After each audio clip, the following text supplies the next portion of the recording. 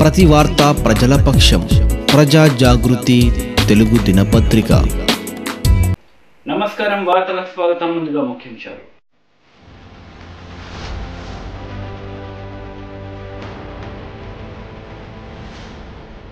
నీ బెదిరింపులకు భయపడం, MLA Shakeel BJP నేతల హెచ్చరిక.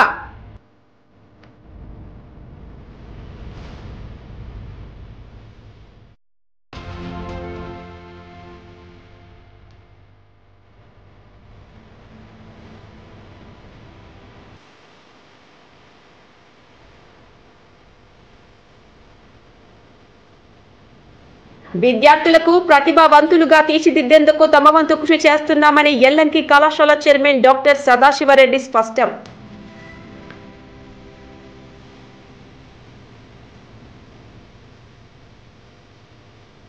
కామారెడ్డి జిల్లా కేంద్రంలో బుధవారం నాడు తెలంగాణ గ్రామీణ బ్యాంకు మహిళా మహోత్సవం నిర్వహించారు. కామారెడ్డి జిల్లా కేంద్రంలో బుధవారం నాడు తెలంగాణ గ్రామీణ బ్యాంకు మహిళా మహా ఉత్సవం నిర్వహించడం జరిగింది. ఇట్టి కార్యక్రమంలో నిజామాబాద్ మరియు కామారెడ్డి జిల్లాల పరిధిలోని సంఘ సభ్యులు పెద్ద ఎత్తున పాల్గొన్నారు. 3,000 మంది సంఘ సభ్యులకు 25 కోట్ల రుణాలు అందించడం జరిగింది. ఇందులో ముఖ్య అతిథిగా హాజరైన జిల్లా కలెక్టర్ జితేష్ పాటిల్ మాట్లాడుతూ రుణాలు అందుకున్న మహిళలు డబ్బులను సక్రమంగా ఉపయోగించుకొని అన్ని రంగాలలో అభివృద్ధి సాధించాలని ఆకాంక్షించారు. సంఘ సభ్యులు పాడి పరిశ్రమపై దృష్టి సారించాలని, పాలోత్పత్తిలో కామారెడ్డి జిల్లా రాష్ట్రంలోని అగ్రగామి కావాలని పిలుపునిచ్చారు. ప్రజలందరూ 100% 2 డోసులు వ్యాక్సిన్ తీసుకునే విధంగా సంఘ మహిళలు కృషి చేయాలని కోరినారు. తెలంగాణ గ్రామీణ బ్యాంకు చైర్మన్ వి అరవింద్ మాట్లాడుతూ మహిళలకు పెద్ద ఎత్తున రుణాలు అందించడం జరిగింది. రాబో రోజుల్లో కూడా సంఘ సభ్యులకు పెద్ద ఎత్తున రుణాలు అందించడం జరుగుతోందని తెలిపినారు. మిగతా బ్యాంకు కన్నా డిపాజిట్లపై అధిక వడ్డీ తమ బ్యాంకే ఎక్కువ ఇస్తోందన్నారు. ఎంసీపీలు త్వరితగతిన బ్యాంకు అధికారులకు అందజేస్తే అంతే త్వరితగతిన రుణాలు అందజేస్తామన్నారు. రుణాల కొరకు మహిళలు బ్యాంకు చుట్టూ తిరగనవసరం లేకుండా చూస్తామన్నారు. అడిషనల్ కలెక్టర్ వెంకట మాధవరావు మాట్లాడుతూ మహిళలకు ఇస్తున్న రుణాలపై వసూలు చేస్తున్న ప్రాసెసింగ్ ఫీజును రద్దు చేయాలన్నారు. బ్యాంకు రుణాలు 100% విజయవంతం చేసి కామారెడ్డి జిల్లా రాష్ట్రంలోని ప్రథమ స్థానంలో ఉందన్నారు. ఈ కార్యక్రమానికి LDM Rajender Reddy, regional manager Narayana, bank అధికారులు, 2 జిల్లాల డిఆర్డీఏ, ఐకేపీ అధికారులు మరియు సిబ్బంది పాల్గొన్నారు.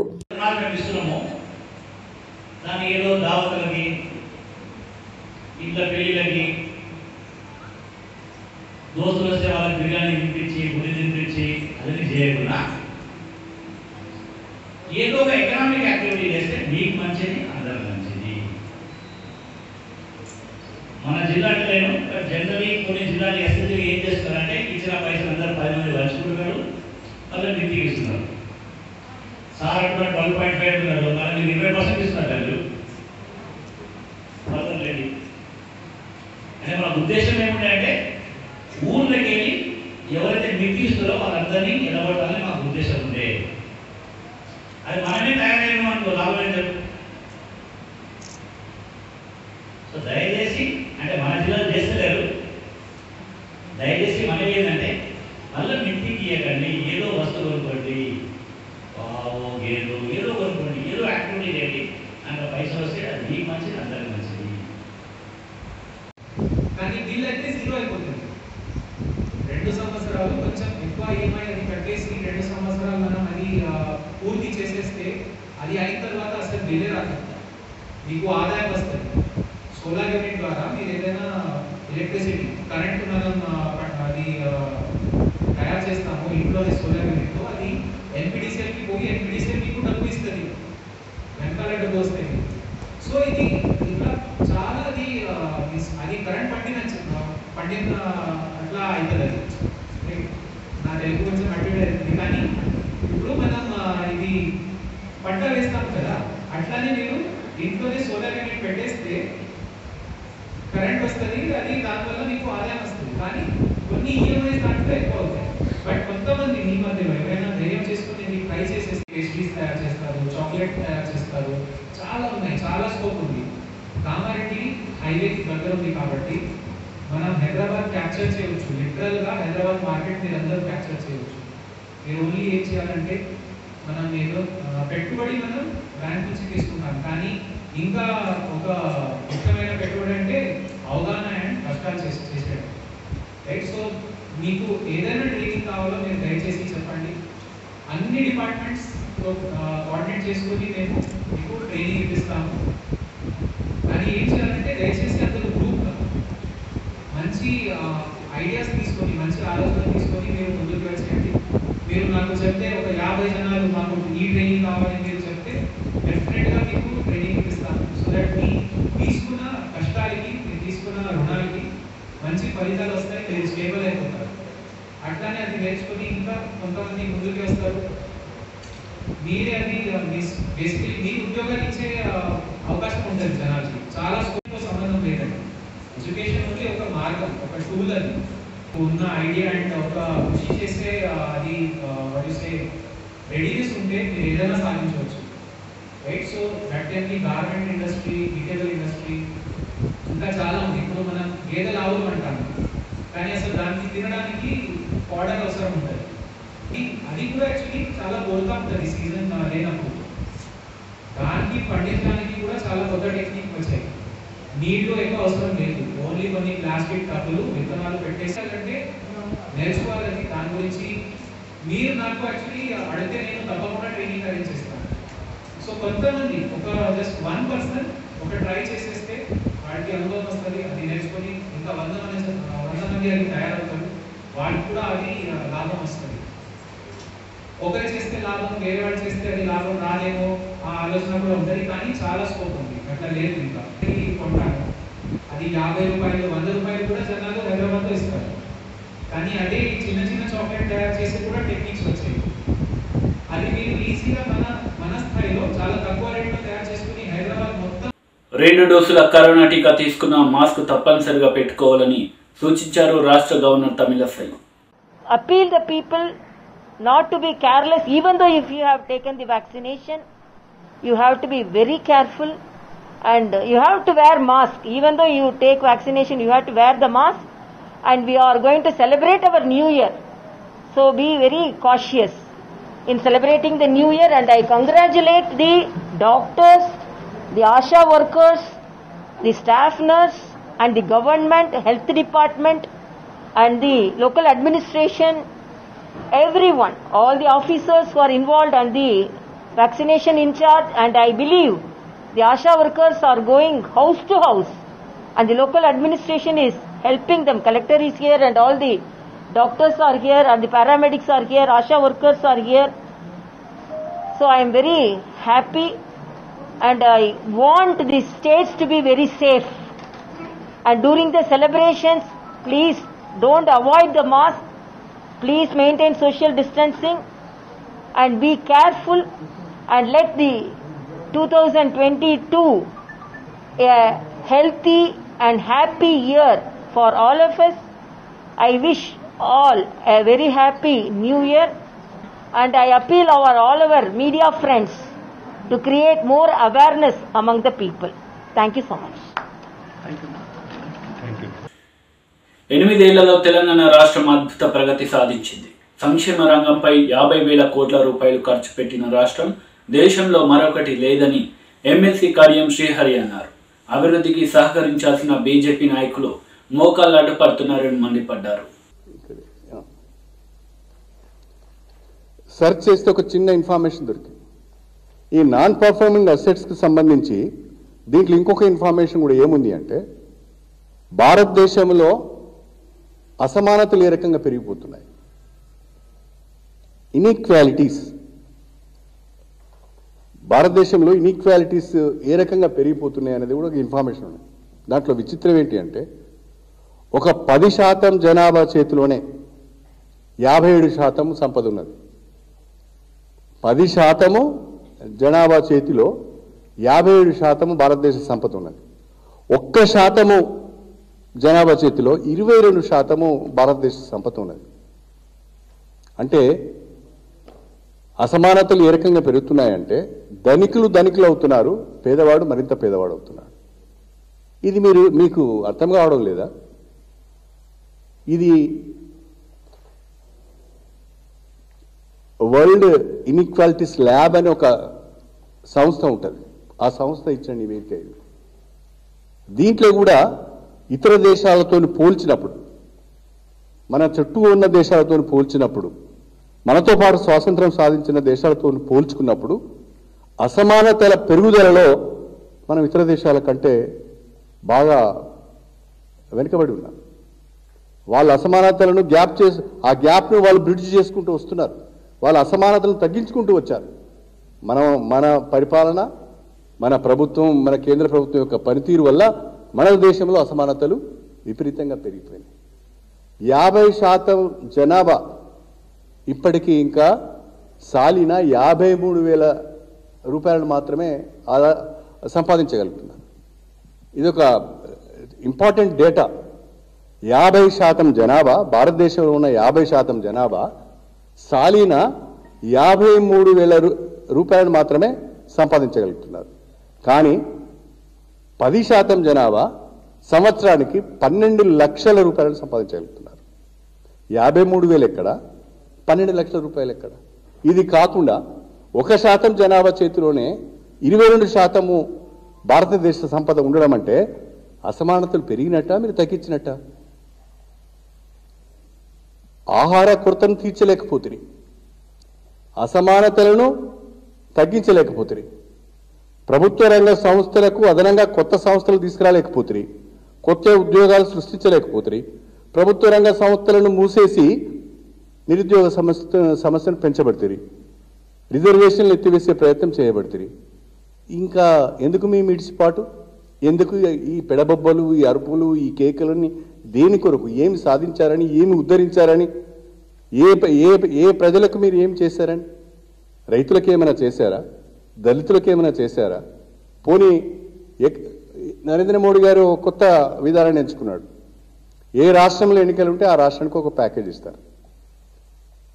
కేంద్రంలో ఉన్న నరేంద్ర మోడీ ప్రభుత్వము ఏ రాష్ట్రంలో ఎన్నికలు వస్తాయో ఆ రాష్ట్రంలో ఒక ప్యాకేజ్, తమిళనాడుకు ఒక ప్యాకేజ్, వెస్ట్ బెంగాల్కు ఒక ప్యాకేజ్, ఇప్పుడు యూపీలో ఒక ప్యాకేజ్. ప్యాకేజీలు ఇచ్చి మీరు ఏమైనా గెలుస్తున్నారా? ప్రజలు మీకు ఏమైనా ఓట్లు వేస్తున్నారా?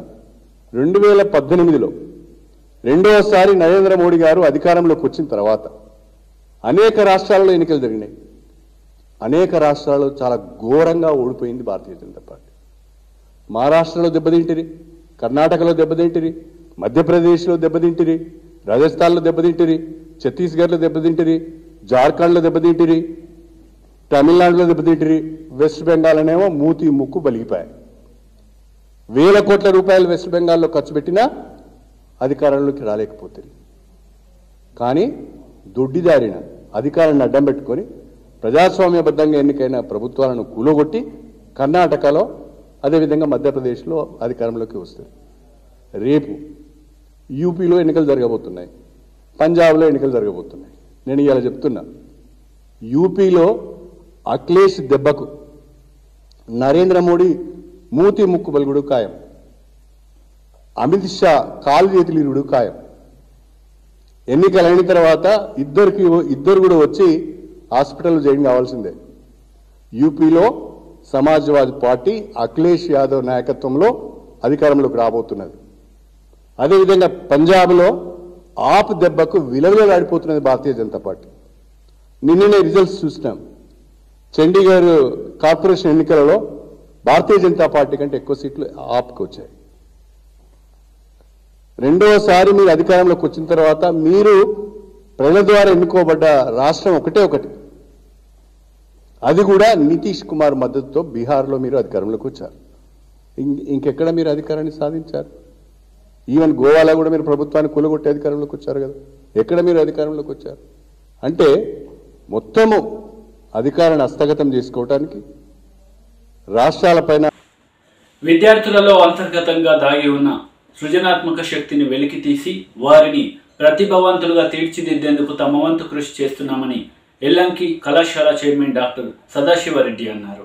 సంగారెడ్డి జిల్లా పటాన్చెరు నియోజకవర్గం పరిధిలోని Yellanki college of engineering and technology ఆధ్వర్యంలో కళాశాల ప్రాంగణంలో 3 వారాల పాటు విద్యార్థులకు ఆటలు, సాంకేతిక అంశాలపై పలు పోటీలను నిర్వహించారు. ముఖ్యంగా ఐఎస్టీఈ students chapter, Yellanki CSI student chapter, ఐఈటీ student chapter hackathon పేరుతో విద్యార్థులకు ఆటలు, సాంకేతిక, సాంస్కృతిక పోటీలను జాతీయ స్థాయిలో నిర్వహించారు. ఈ పోటీల్లో దాదాపు 2000 మందికి పైగా విద్యార్థులు హాజరై తమ ప్రతిభను చాటుకున్నారు. పోటీల్లో అద్భుతమైన ప్రతిభను కనబరిచిన విద్యార్థులకు కళాశాల chairman doctor Sadasiva Reddy, principal professor John Paul చేతుల మీదుగా బహుమతులను అందజేశారు. ఈ సందర్భంగా LMK college of engineering and technology chairman doctor Sadasiva Reddy మాట్లాడుతూ విద్యార్థుల్లో అంతర్గతంగా దాగి ఉన్న సృజనాత్మక శక్తిని వెలికితీసి వారిని ప్రతిభావంతులుగా తీర్చిదిద్దేందుకు కృషి చేస్తున్నామని తెలిపారు. ఈ కార్యక్రమంలో కళాశాల principal professor John Paul, secretary Dayakar Reddy, Sai Kiran, Sanjeeva Reddy, కళాశాల సిబ్బంది పాల్గొన్నారు. ఎల్ఎంకి ఇంజనీరింగ్ కాలేజ్లో since 4 years conducting programs like chapters అండి, ఇంజనీరింగ్ స్టూడెంట్స్ చాప్టర్స్ ఉంటాయి. ఇది ఒక డిపార్ట్మెంట్ వైజ్ చాప్టర్స్ ఉంటాయి. ఐఈటీ అంటే ఇండియన్ ఎలక్ట్రానిక్స్ ఇన్స్టిట్యూట్ చాప్టర్, అది ఒక స్టూడెంట్స్ మెంబర్షిప్ ఉంటుంది. 200 members 300 members స్టూడెంట్స్, అది ఆల్ ఇండియా లెవెల్లో మెంబర్షిప్ ఉంటుంది. వరల్డ్ వైజ్ ప్రోగ్రామ్స్ కండక్ట్ చేస్తారు. చేసినప్పుడు వాళ్ళకు ఎవ్రీ ఇయర్ ఎండింగ్లో కాంపిటీషన్స్ ఉంటాయి. క్విజ్ కాంపిటీషన్స్ కానీ, డిబేట్స్ కాంపిటీషన్ కానీ ఉంది. Then after conducting cultural programs also even అంటే డిపార్ట్మెంట్ వైజ్. అది కంప్యూటర్ సైన్స్ ఒక 2 days, electronics and electrical 2 days, mechanical civil department mixing చేసుకుంటూ చేస్తాము. అదేమో ఐఎస్టీ అంటారు, ఇదేమో ఐఈటీ అంటారు, కంప్యూటర్ సైన్స్ ఐసిఎస్సి అంటారు. Chapters elevate knowledge students. దీంతో వాళ్ళకు అవకాశాలు బయటకు వాళ్ళకి చదువుకోవాలన్నా, ఇంకేం చేయాలన్నా కానీ గుర్తింపు వస్తుంది. దీనికోసం కాలేజ్ యొక్క బాధ్యత ఏంటంటే ఎవ్రీ ఇయర్ కండక్ట్ చేస్తారు. చేసి వీళ్ళకి అవార్డ్స్ ఇస్తుంది. అది medals, medals first, second medals, అది డిబేట్స్లో ద గవర్నమెంట్ విల్ సర్టిఫికేట్, అది ఇవన్నీ గవర్నమెంట్ రికగ్నైజ్. దీంతో ఏమైందంటే పిల్లలకు ఎలివేషన్ అవుతుంది. అపార్ట్ ఫ్రమ్ దీస్ అకాడమిక్స్, ఇది రెగ్యులర్ ఎగ్జామ్స్ కాకుండా వాళ్ళు ఎక్కడ పోయినా కానీ వాళ్ళు అడుగుతారు, ఇది నువ్వు ఎక్కడ పార్టిసిపేట్ అయినావు, ఎన్నింటిలో ప్రోగ్రామ్స్ పార్టిసిపేట్ అయినావు అని చెప్తే వాళ్ళకు మార్క్స్ ఉంటాయి. ఇది పిల్లలు ఇది ఎంప్లాయ్మెంట్, జాబ్లో ఇవన్నీ ప్రమోషన్, వాళ్ళ జాబ్ రావడానికి ఎక్కువ అవకాశాలు ఉంటాయి. దీని వల్ల నాలెడ్జ్ కూడా పెరుగుతుంది. ఎందుకంటే the will meet various students. ఈ మధ్య ఏంటంటే ఇది ఆన్లైన్లో కూడా అయిపోయింది ప్రోగ్రామ్స్. దీనిలో ఆన్లైన్, ఆఫ్లైన్ 2 ఉంటాయి. ఆన్లైన్లో కూడా దే కెన్ పార్టిసిపేట్. ఇది ఆ ప్రోగ్రామ్స్ పార్టిసిపేట్ అయినప్పుడు స్టూడెంట్స్కు తెలిసిపోతుంది ఏం లేదు మనం ఎక్కడ ఉన్నాం. ఇప్పుడు ఐఐటి స్టూడెంట్స్ వస్తారు ఇంకా ఈ చాప్టర్ కదా, ఐఐటి చాప్టర్ కానీ, ఐఎస్సి చాప్టర్ కానీ వాళ్ళకు గుర్తింపు వస్తుంది. They participate so many events. అందుకే పిల్లలు ఇంట్రెస్ట్ మనం క్రియేట్ చేయాలి. మన బాధ్యత కూడా ఏంటంటే మన కాలేజ్ మేనేజ్మెంట్ బాధ్యత ఏంటంటే ప్రిన్సిపాల్ కానీ, స్టాఫ్ కానీ వాళ్ళు చెప్పాలి. మనం ఇంత ఉంటుంది అని చెప్తేనే వాళ్ళకి తెలుస్తుంది కదా. అన్లెస్ అంటే we won't motivate, they won't come out. మనం ఎక్కువగా టాలెంట్ బయట చేయాలంటే వాళ్ళకి అవకాశం ఇవ్వాలి, ప్లాట్ఫామ్ ఇవ్వాలి. ఆ ప్లాట్ఫామ్ మేము క్రియేట్ చేస్తాం. అది సో పోయి నెక్స్ట్ జనవరిలో వీళ్ళు పోయి కనెక్ట్ యాన్యువల్ డే, అప్పుడు సిలబస్ పెద్దగా ఉంటాయి. మీ కాల్ డిస్కస్ అవుతుంది. ఇంకేం చేస్తాం బాగుంటుంది మీరు కూడా చెప్పాలి. అది జర్నలిస్ట్గా మీకు కూడా మీ అభిప్రాయం చెప్పాలి. మన పడించడంలో ఏం అవసరం ఉంది, పిల్లలకి ఏమి ఎడ్యుకేట్ ఎట్లా కావాలి. ఎలాంటి కల్చరల్స్ ప్రోగ్రామ్ పెడతారు సార్? ప్రోగ్రామ్ అంటే ఈవెంట్ కల్చర్ ప్రోగ్రామ్ అంటే traditional culture programs, games, traditional culture programs, games కూడా. గేమ్స్ అంటే కదా, గేమ్స్, కల్చర్ ప్రోగ్రామ్స్, క్విజెస్. అప్పుడు టాప్ పీపుల్ మీ కమ్యూనిటీ ఎన్ఐటీ కదా, సెంట్రల్ యూనివర్సిటీ కూడా తీసుకుంటారు ప్రోగ్రామ్. మినిస్టర్ కూడా రావచ్చు, ఎడ్యుకేషన్ మినిస్టర్ కూడా రావచ్చు. మేము ప్లానింగ్ చేస్తాం. నిజామాబాద్ జిల్లా పాల్కొండ నియోజకవర్గం డోన్కల్ గ్రామం వేల్పూర్ సంజీవ్ రెడ్డి రాష్ట్ర విత్తన పరిశోధన ధృవీకరణ డైరెక్టర్ పదవి బాధ్యతలు సక్రమంగా నిర్వహిస్తానని తనకు సహకరించిన నాయకులకు మంత్రి వేముల ప్రశాంత్ రెడ్డికి కృతజ్ఞతలు తెలిపారు. రైతులకు నాణ్యమైన విత్తనాలు అందించడమే నా లక్ష్యమన్నారు. నేను గతంలో సుమారు 40 సంవత్సరాల నుంచి రాజకీయంలో కొనసాగుతున్నాను. 1988లో సర్పంచ్గా అప్పుడు ఈ గ్రామ తరఫున నన్ను ఎన్నుకున్నారు. గతంలో కాంగ్రెస్ పార్టీలో PCC delegate, single window chairman, district director అవన్నీ చేసి, అయితే తెలంగాణ వచ్చిన తర్వాత ఈ అభివృద్ధి పనులు చూసి ప్రశాంత్ అన్న గారి కార్యకర్తగా ఆ పార్టీలో నేను చేరడం జరిగింది. నేను ఆ రోజు చెప్పిన, కొంతమంది డిమాండ్ చేస్తారు నేను పార్టీలోకి వస్తున్నా నాకేమి ఇస్తామని. నేను చెప్పిన, అన్న నేను ఇలాంటి పదవి ఆశించి అస్సలేను. పార్టీ చేస్తున్న అభివృద్ధి కార్యక్రమాలు మెయిన్ రైతులకు వాటర్, రివర్స్ పంపింగ్ వాటర్, 24 గంటల కరెంటు, రైతు బీమా, రైతు బంధు, ఇటువంటి ప్రధానంగా. తర్వాత సిఎంఆర్ఎఫ్, కేసీఆర్ చేస్తున్న అభివృద్ధి కార్యక్రమాలను చూసి నేను రావడం జరిగింది. దాని తర్వాత నేను ఎలక్ట్ అయితే కూడా ఎప్పుడు నేను తనను అడగలే పదవి. ఇంత కష్టపడి నియమించిన అన్న ప్రశాంత్ రెడ్డి గారు, అలాగే కవితక్క గారు, వాళ్ళకు నేను ధన్యవాదాలు తెలుపుతున్నాను. తర్వాత నాతోని అయ్యేది ముఖ్యంగా రైతుల గురించి చేసే పనిది. ఎక్కడ కానీ రైతులకు సీడ్ సర్టిఫికేషన్ అనే దాంట్లో ఇబ్బంది రాకూడదని చెప్పి కంపెనీ వాళ్ళు కూడా వాళ్ళు సరైన ప్రాసెసింగ్ చేసి సరైన విత్తనాలు సప్లై చేసి మనకు ఏదైతే ఉందో స్టేట్ లెవెల్లో మేము వచ్చిన సందర్భంలో మంచి పేరు రావాలని చెప్పి. బీజేపీ నిజామాబాద్ ఎంపీ అరవింద్పై చేసిన వ్యాఖ్యలు ఖండిస్తూ ఎమ్మెల్యే షకీల్పై విరుచుకుపడ్డారు మేడపాటి ప్రకాష్ రెడ్డి. ఇటు టీఆర్ఎస్ నేతలు కూడా మేడపాటిపై మండిపడుతూ క్షమాపణ చెప్పాలని డిమాండ్ చేశారు. జై శ్రీరామ్. నిన్న ఏదైతే ఎమ్మెల్యే షకీల్ గౌరవ ఎంపీ అరవింద్పై అనుచిత వ్యాఖ్యలు చేశారు, నోటికి వచ్చినట్టు మాట్లాడారు, దాన్ని తీవ్రంగా ఖండిస్తున్నాం. అంతేకాకుండా టీఆర్ఎస్ మొత్తం ఒక ఫ్రస్ట్రేషన్లోకి వెళ్ళిపోయి నోటికి వచ్చినట్టు మాట్లాడుతున్నారు. షకీల్ అహ్మద్, నువ్వు ఒక ఎమ్మెల్యే, నీ భాష ఎలాగ ఉండాలి? ఎంపీని అరే ఒరే అంటావా? ఆ స్థాయి అనేది. అలాగే నీ ప్రోటోకాల్ మెయింటైన్ చేయాలి కదా. నువ్వు ఎంపీని అరే ఒరే అనే స్థాయిలో ఉన్నావా నువ్వు? వర్కుల విషయం నీ కాన్సన్ట్రేషన్ అంతా వర్కుల మీద, ప్రజల సౌకర్యాల మీద కేటాయించి, కానీ ఇలా నోటికొచ్చేటట్టు నలుగురిని పోగేసుకొని నోటికొచ్చేటట్టు మాట్లాడితే ఇక్కడ భారతీయ జనతా పార్టీ వాళ్ళు కార్యకర్తలు కానీ భారతీయ జనతా పార్టీ క్యాడర్ కానీ ఎవరు చూస్తూ ఊరుకోరు. ఏదైతే భారతీయ జనతా పార్టీ నియోజకవర్గంలో పుంజుకుంటుందో అది తట్టుకోలేక దాన్ని ఒక ఫ్రస్ట్రేషన్లోకి వెళ్ళిపోయి మాట్లాడినట్టు అనిపిస్తుంది నాకు. అలాంటివి తగ్గించుకో. నువ్వు ఒక రౌడీ షీటర్ కాదు, నువ్వు ఒక ఎమ్మెల్యేవి, అది గుర్తుపెట్టుకో. గౌరవ ఎంపీ గారికి ఎట్టి పరిస్థితుల్లో క్షమాపణ చెప్పు. ఎందుకంటే ఎంపీ గారి దగ్గరికి నువ్వు ఇంతకు ముందు వెళ్ళి కలిసినావు, మరి ఎందుకు కలిసినావు? ఈరోజు అరే ఎవరే అని మాట్లాడుతున్నావు? ఎందుకు కలిసినావు ఎంపీ గారితో? నిధులు రావాలని అడగడానికే కలిసినావు కదా. ఎంపీ గారు నిధులు ఇవ్వట్లేదు అంటున్నావు. నువ్వు నియోజకవర్గంలో ఒకబెట్టింది ఏంటి?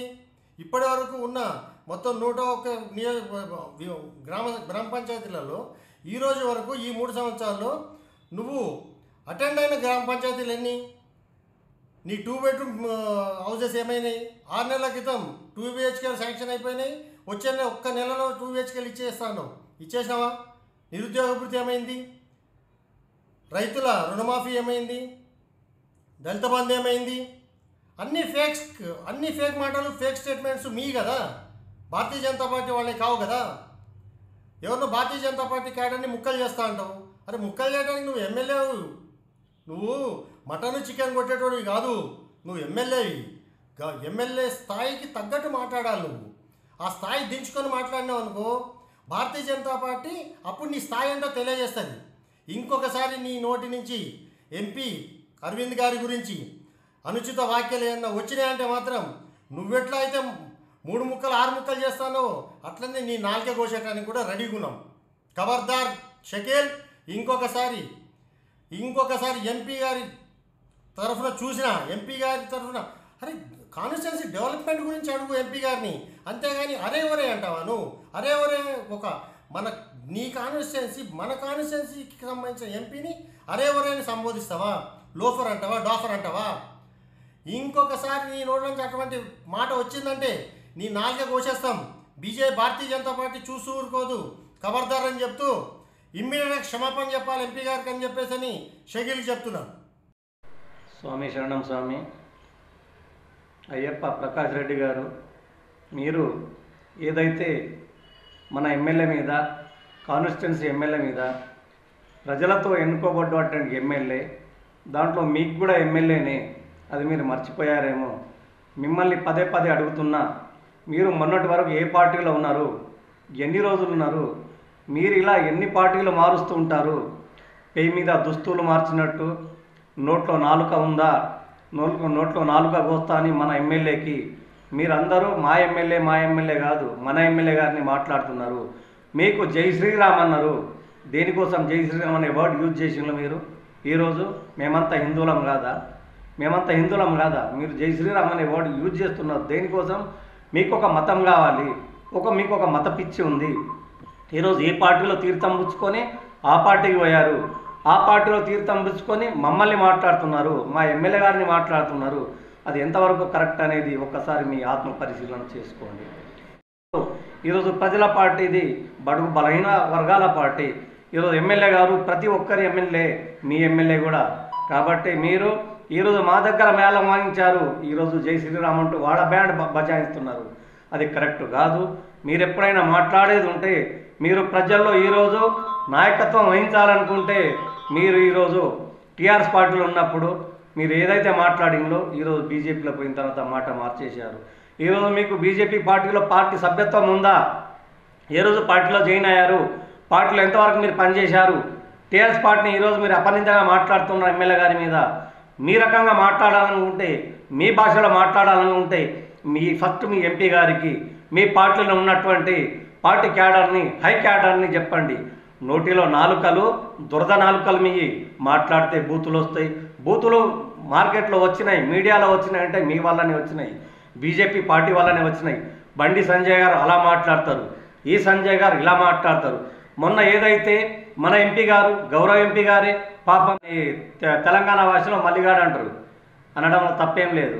నిన్న మొన్న పార్టీలో జాయిన్ అయ్యాడు. ఆయన మీద ఉన్న కేసులు, ఆయన ప్రాపర్టీలు ఏమున్నాయో బ్యాక్గ్రౌండ్ అందరికీ తెలుసు. మొన్నటిదాకా ఇక్కడ డోలు కొట్టిండు, ఇప్పుడు డోలు మాడాయించుకొని తబలా పట్టుకున్నాడు. చేసినావా? ఏం మాట్లాడుతున్నావు? ఆయన గురించి నీకేమైనా డీటెయిల్స్ తెలుసా? కాబట్టి ఆయన మాట్లాడింది తప్పుగా మాట్లాడి ఈరోజు తప్పులు చేసేది ఆయన, కాబట్టి ఆయన కిందకేసుకొని రావడం కరెక్ట్ కాదు. నువ్వు ఏదేమైనా నీ నాలుక ఫస్ట్ దగ్గర పెట్టుకో, ఎమ్మెల్యే గారి నాలుక కాదు, నీ నాలుక దగ్గర పెట్టుకో స్వామి. మళ్ళీ ఇంకా ఎప్పుడన్నా మాట్లాడాలంటే నాలుక ఉండాల నోట్లో, కాబట్టి నాలుక జాగ్రత్త కాపాడుకో స్వామి. శరణమే.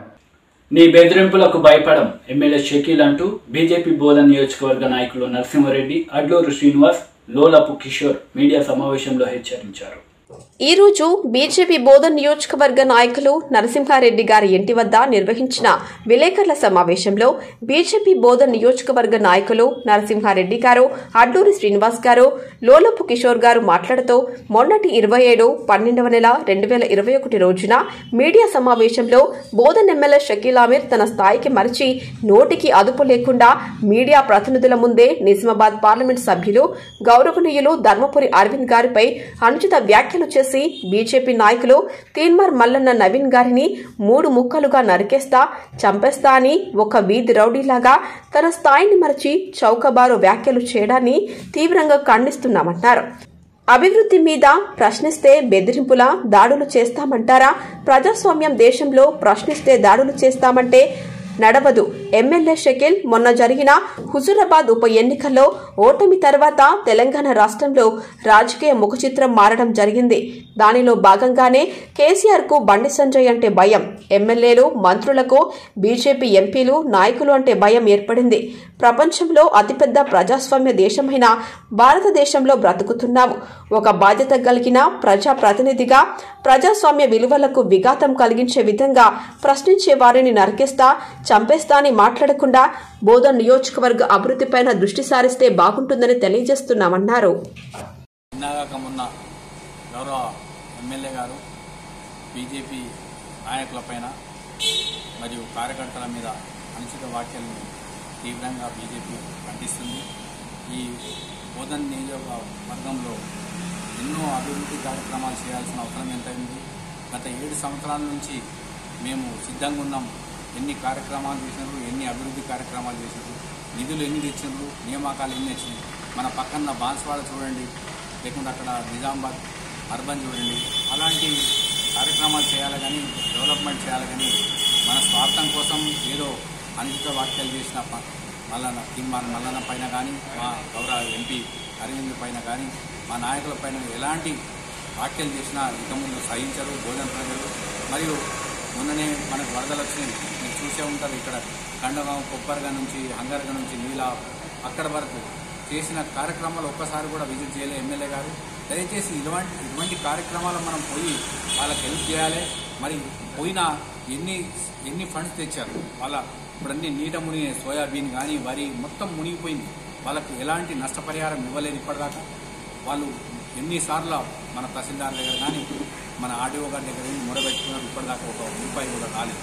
అదే మాదిరిగా మన ఏదైతే సెంట్రల్ గవర్నమెంట్ ఊరుబడికి మన ఎడపల్లి స్కీమ్ ఉందో 100 కోట్లలో ఇప్పటిదాకా 30 నుంచి 40 లక్షలు ఖర్చు చేయడం జరిగింది. అవన్నీ ఈ కోటి రూపాయలు 100 కోట్లు ఎట్లా ఖర్చు పెట్టాలని ఆలోచించాలి. అదే మనం చెప్పేది ఏంటంటే ఎప్పటికైనా అభివృద్ధి కోసమే పాటుపడాలి కానీ ఇలాంటి వ్యాఖ్యలు చేయడం నర్తా చెరుతా కాదు. ఈ ప్రజలు మాత్రం, బోధన ప్రజలు మాత్రం ఎప్పుడు కూడా సహించరు, చాలా ఆలోచిస్తున్నారు. ఇటువంటి ఎమ్మెల్యే పదాలు వెనుక తీసుకోవాలి. మళ్ళీ భారతీయ జనతా పార్టీ నాయకుల పైన ఏదైతే అనుచిత వ్యాఖ్యలు చేసిందో అవన్నిటికీ క్షమాపణ చెప్పాల్సిన అవసరం ఎంతైంది. అదే మాదిరిగా మనం 10,000 నుంచి 10 లక్షల వాళ్ళకి ఏదైతే మన స్కీమ్స్ ఉన్నాయి సెంట్రల్ గవర్నమెంట్ ముద్రా స్కీమ్స్, ప్రతి ఒక ఏదైతే క్యాస్ట్ కాక, కమ్యూనిటీ కాక ప్రతి కార్యకర్త ఎవడైతే అక్కడ లోన్ అప్లై చేయడము, అందరికీ అందుబాటులో ఉండి బ్యాంకులలో రుణాలు ఇవ్వడం, ఏది సెంట్రల్ గవర్నమెంట్ ఫండ్సే కదా. మీరు చేసిన ఫండ్స్ ఎక్కడున్నాయి? మీరు చేసిన కార్యక్రమాల అభివృద్ధి ఎక్కడున్నాయి? మా రాష్ట్రంలో ప్రభుత్వంలో ఒక నిధులు ఇవ్వడం లేదు. అందరు ఎమ్మెల్యేలు కూడా వాళ్ళే చెప్తున్నారు. కానీ మీరు సెంట్రల్ నుంచి కష్టపడి ఒక టీం పోయి అక్కడి నుంచి ఢిల్లీకి పోయి మోడీ గారిని, అమిత్ షా గారిని, మా కిషన్ రెడ్డి గారి టీంతో పోయి మన ఎమ్మెల్యే గారికి కూడా రిక్వెస్ట్ చేయడం జరిగింది. నేను అరే మీరు రండి, మేము అంతా డెవలప్మెంట్ కోసం కొన్ని కోట్లు ఇప్పిస్తాం, మీరు రండి అంటే అట్లా కాదు, వాళ్ళకి చేయమన్నమాట. ఎందుకంటే ఈ డెవలప్మెంట్ వస్తే వాళ్ళ దగ్గరికి ఎందుకు పోవాలి? మీ దగ్గర ఫండ్సే లేవు, సెంట్రల్ గవర్నమెంట్ తెచ్చుకోవాల్సిందే కదా. అలాంటి కార్యక్రమాలు చేస్తే మేము కూడా మీతో సహకరిస్తాం, రెడీ ఉన్నాం. ఇలాంటి వ్యాఖ్యలు చేయకుండా ఈ బోధన అభివృద్ధి చేయాలి. బోధన అభివృద్ధితో పాటు మేము కూడా అభివృద్ధి పథంలో మేము కూడా మీతో సహకరిస్తామని కోరుతూ ఈ తీవ్రమైన వ్యాఖ్యల్ని ఖండిస్తూ మరియు మీరు కూడా క్షమాపణ చెప్పాల్సిన అవసరం ఉందని నేను సభాముఖంగా తెలియజేస్తాను. గత 2 రోజులుగా బోధన్ నియోజకవర్గంలో రాజకీయాలే ప్రధానంగా భావించి తమ స్థాయిని మరిచి ఎలక్ట్రానిక్ మీడియా, ప్రింట్ మీడియా సాక్షిగా ఎమ్మెల్యే షకీల్ మాట్లాడినటువంటి మాటలు ఏవైతున్నాయో అది సభ్య సమాజము ఆమోదించదగినటువంటి భాషనైతే ఏమాత్రం కాదని భారతీయ జనతా పార్టీ ఆయన వైఖరిని, ఆయన భాషను తీవ్రంగా ఖండిస్తూ ఉంది. మొదటగా ఒక శాసనసభ్యునిగా ఇక్కడ ఉన్నటువంటి బోధన్ నియోజకవర్గం సమస్యల నిలయంగా మారితే అక్కడ మాట్లాడడం చేతగాక ఒకవైపు భారతీయ జనతా పార్టీ గెలుస్తూ ఉంటే హుజురాబాద్ ఎన్నికలు గెలిచిన తర్వాత రాజకీయ ముఖ చిత్రం మారిపోయిన తర్వాత టీఆర్ఎస్ పార్టీ నాయకులకు కలలో మరి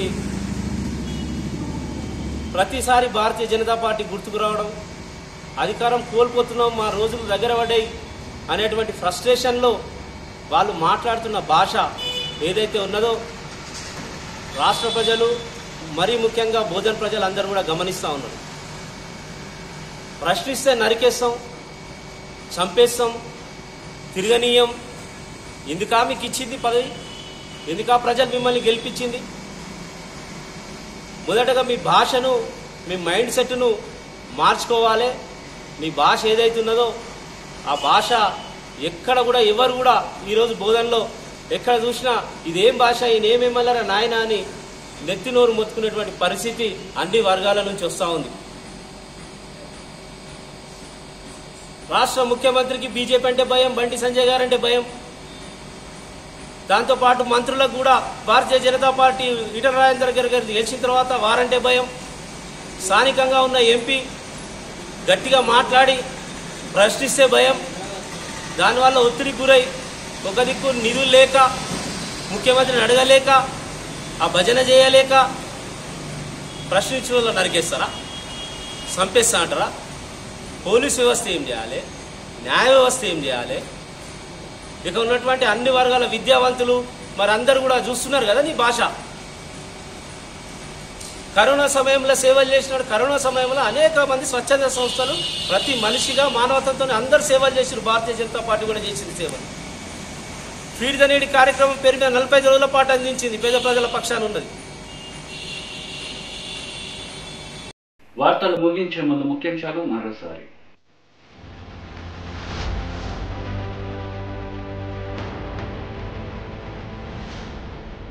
నీ బెదిరింపులకు భయపడం, ఎమ్మెల్యే షకీల్ బీజేపీ నేతల హెచ్చరిక.